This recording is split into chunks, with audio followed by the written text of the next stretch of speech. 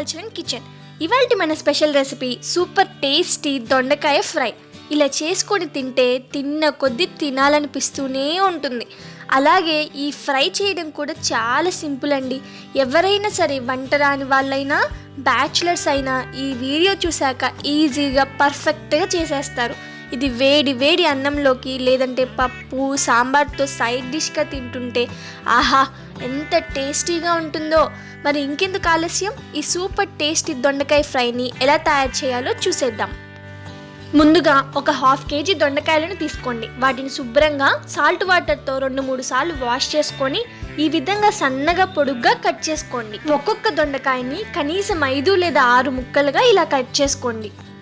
ఇప్పుడు కడాయిలో 2 టేబుల్ స్పూన్ల పల్లీలను యాడ్ చేసుకొని కాస్త కలర్ చేంజ్ అయ్యే వరకు వేయించుకోండి.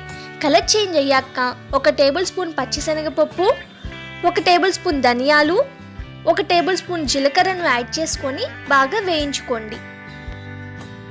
చివరిలో మీకు రుచికి తగ్గట్టుగా కారం కోసం ఎండుమిర్చిని యాడ్ చేసుకోండి.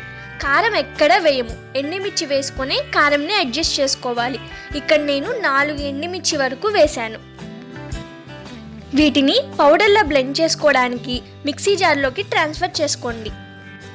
ఇందులో 5-6 వెల్లుల్లిని, 1/2 టేబుల్ స్పూన్ సాల్ట్ని, 1/2 టేబుల్ స్పూన్ పసుపుని యాడ్ చేసుకొని ఈ విధంగా ఫైన్ పౌడర్లా బ్లెండ్ చేసుకొని పక్కన పెట్టుకోండి.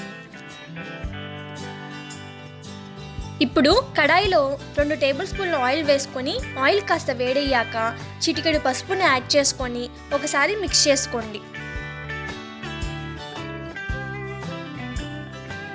మనం ముందుగా కట్ చేసుకున్న దొండకాయలను యాడ్ చేసుకోండి. అలాగే 1/2 టేబుల్ స్పూన్ సాల్ట్ను కూడా యాడ్ చేసుకొని ఒకసారి అంతా బాగా కలిసేలా కలుపుకోండి. మూత పెట్టి 15 నుండి 20 నిమిషాల పాటు కుక్ చేసుకోండి. మధ్య మధ్యలో మూత తీసి అడుగంటకుండా ఇలా కలుపుకుంటూ ఉండాలి.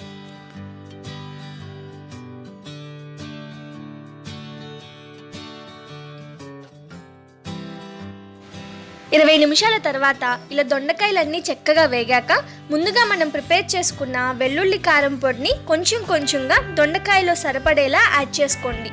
నేను చెప్పిన కొలతలతో పొడి చేసుకుంటే 1/2 kg దొండకాయలకు మనం చేసుకున్న వెల్లుల్లి కారం కరెక్ట్గా సరిపోతుంది. ఈ కారంని యాడ్ చేసుకొని 2 నిమిషాల పాటు వేయించుకొని స్టవ్ ఆపేసి బౌల్లోకి సర్వ్ చేసుకోండి.